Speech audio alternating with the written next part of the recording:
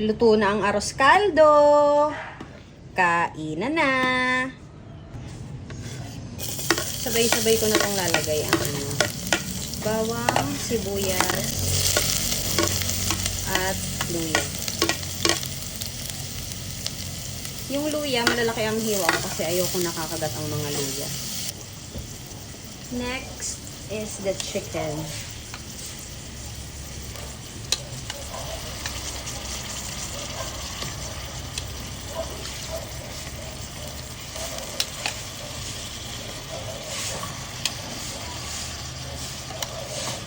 And then salt.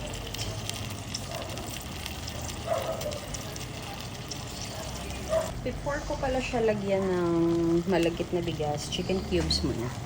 Or cube kasi isa lang. Next, lagyan natin ng paminta.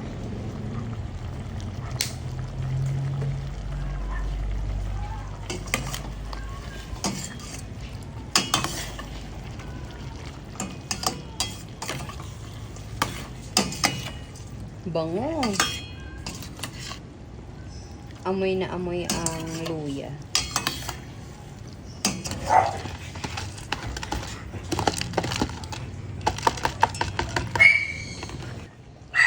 Let's mix it. Puchi, ang ingay mo, Poch.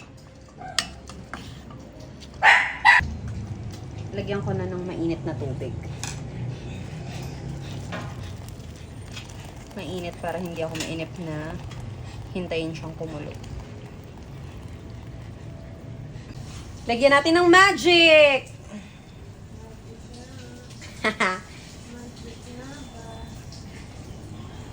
Siyempre, hahaluin after pagkalagay ng magic.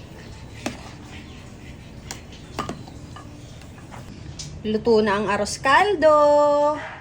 Kainan na!